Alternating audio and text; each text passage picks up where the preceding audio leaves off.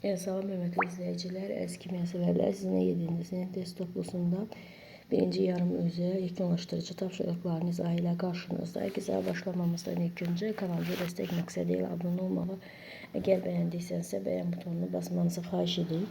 Bizə soruşur ki, hansı ifadələr qeyri-metallar üçün doğrudur? Biz burada baxdıqda görürük ki, kövrəkdirlər. Qeyri-metallar kövrəkdir. İstəyir yaxşı keçirir, qeyri-metallar istəyir pis keçirir. Elektrik cəryanını keçirmirlər. Bəli, yalnız bəlkə xeyr, qeyri-metallar 3 aqreqat halının üçündə də olur. Cavabımız olur D variantı. Hansı kimyəvi elmi altıbik şəkil dəyişmələr əmələ gətirir? Yadınıza saxlayın ki, bunu daha asan yadda saxlamaq üçün Jobsisi yadınıza saxlayın. Jobsis. Bunun heç bir mənası yoxdur. Kimya dilində mənası yoxdur. Sadəcə olaraq bu elementləri asan yadda saxlanmasına şərait yaradır. C nəyin işarəsidir? Karbonun, O oksigenin, P fosforun, C silisiumun, S kükürdün. Deməli bizdə hansı olacaq? Karbon, kükürd, oksigen. Cavabımız olacaq. İkinci sualımızda C variantı. 2, 3, 5. Eyler-Venn diaqramına uyğun bəndləri müəyyən edin. Adi şəraitdə maye haldadır. Bu sirkəyə aiddir. Su ilə qarşı homogendir. Hər ikisinə aiddir. Ağ rəngli şirin dadı maddədir. Şəkərə aiddir. Məişətdə qida maddəsi kimi istifadə olunur. Bu isə hər ikisinə aid olmuş olur. Bu da ona cavabımız olacaq. D variantı. Məişətdə qida maddəsi. Qida maddəsi kimi istifadə olunan şəkərdir. Bu da D variantına uyğun gəlmiş olur.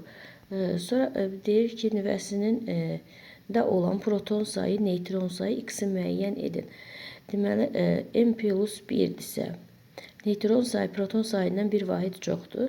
Yəni, bu da uyğun gəlir A variantına. Nəyə görə?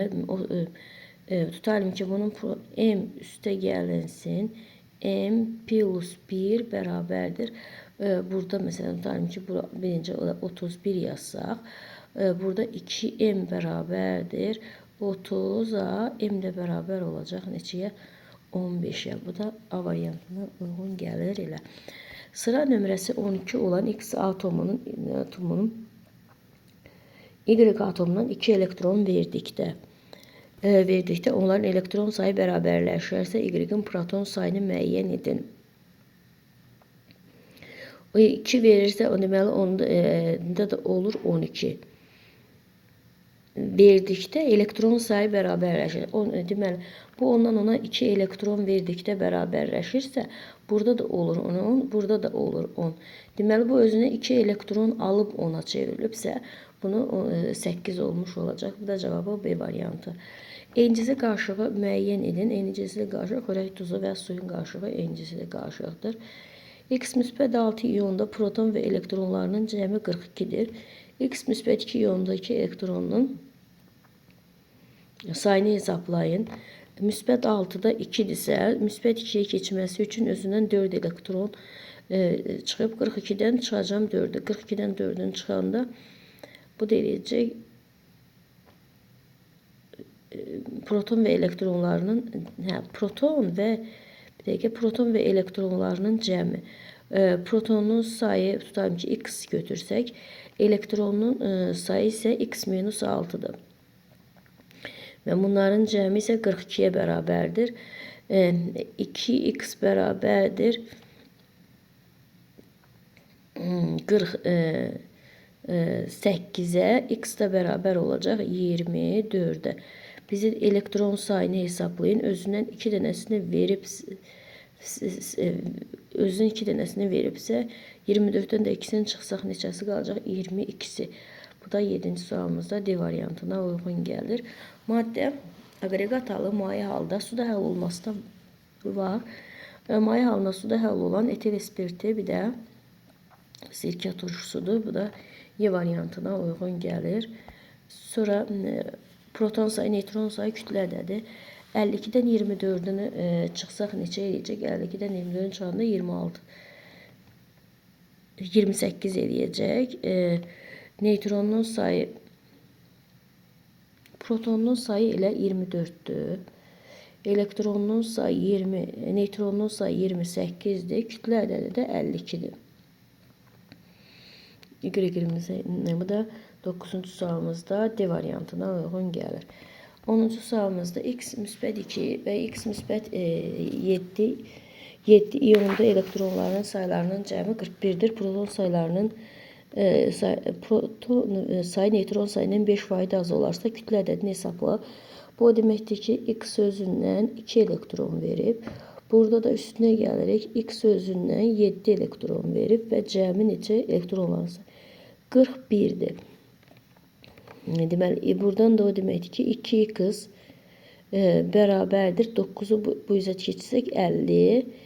X da bərabər olacaq 25'e. Deməli, bunda proton sayı 25'dir. Deyək, proton sayı neytron sayından 5 vahid az olarsa. Deməli, bu 25'dirsə, onda neytronun sayı da olacaq 30. 25 ilə 30'un cəmi isə 55 olacaq.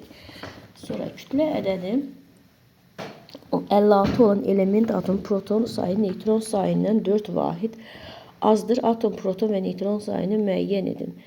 Deməli, proton sayı neytron sayından 4 vahid azdırsa, proton üstə gəlinsin.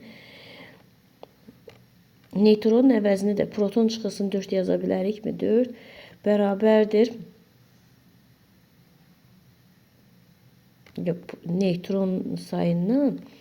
Neytronun sayından protonun sayı 4 vahid azdır. Bərabərdir 56 yazsaq. Buradan da 2n bərabərdir 60'a, n də bərabərdir 30'a. Deməli, neytronumuzun sayı da 30 olacaq. Protonun sayı isə 26. 30, 26. Bu da D variantına uyğun gəlmiş olur. 12-ci sualımızda bizdən nə soruşur? Maddə, aqreqat halı maye, suda həll olması yoxdur. Bərk halda da həll olur, maye halda da həll olur. Hansının su ilə qarışığı emulsiyadır? Su ilə qarışığı emulsiyadır. Burada isə yalnız X-in su ilə qarışığı emulsiya ola bilər.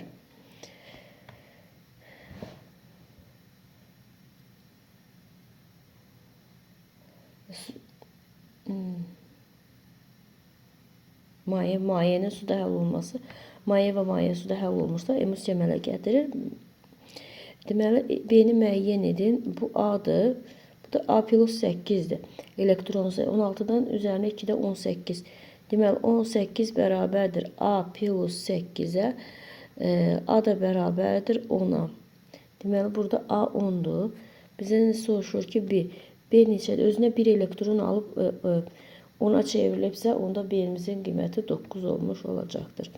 Çay sodası üçün hansı ifadə doğrudur? Bir formulu natrium hidrokarbonatdır. Suda həll olmayan maddədir. Xeyr, suda həll olur. Çörək pişirilməsində istifadə olunur. Bəli, bundan çörəyin pişirilməsində istifadə olunur. Əksiz uçucu maddədir. Xeyr. Cavabımız oldu 1, 3. 15-ci sualımızda deyil. Hansı ifadələr doğrudur? Suspenziyadır. Xeyr. Xörək tozu suda yaxşı həll olur. Homogen qarışığını tərkib isə adi gözə fərqləndirmək olmur. Bəli. Fərqləndirmək. Etil spirti su qarışığı homogendir. Bəli. Amoniya və asidin suda həll olmayan. Xeyr. Bunlar suda həll olur. Ona görə də cavabımız olacaq 2, düzgün cavab 3. Sonra qrafik. 100 ml X-in kütləsi. Deməli, 30 cc temperaturda 300 ml suda həll olan X-in kütləsi. 30 cc temperaturda 100 cc-də, bunu yadınıza saxlayın, 15 həll olursa, 15'e həll olursa, deməli 100-də 15'dirsə, bizdə nəyi soruşur? 300-də. 300-də isə X olacaq. X də bərabər olacaq 45'e. Burada bu olur 45.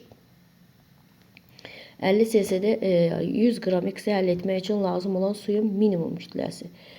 Burada nədir? Burada baxırıq, görürük ki, burada Suyun kütləsi 40 qramdır. 50 cc-də 40 qram həll olunursa 100 qram həll etmək üçün. İndi biz yazırıq ki, buradan isə 40 qram 100 millilitr suda sərf olunursa bizdən deyir ki 100 qramı isə x millilitr suda x də bərabər olacaq. Bunu da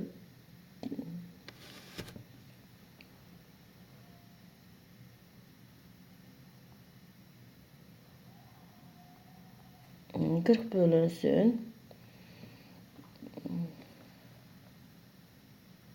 100 qramı x əlin lazım olan suyun minimum miqdarı 100 millilitrdə 40 50 cc-də 140-dırsa 40 qram 100 millilitrdirsə 100 qram da x də bərabərdir. Burada 40-ı aşağıda qoyacağıq. Burada isə 200 olacaq. 200 niyə? 100'ü vuracağıq 100'ə. 1, 2, 3, 4. Bu da eləyəcək. Bunlarla bu geçsə minidə 250. Zetimiz də olacaq 250.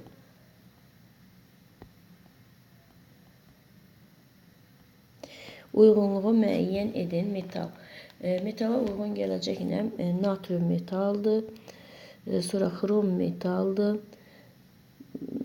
Kükürt qeyri-metaldır. Silisium qeyri-metaldır. Flor qeyri-metaldır.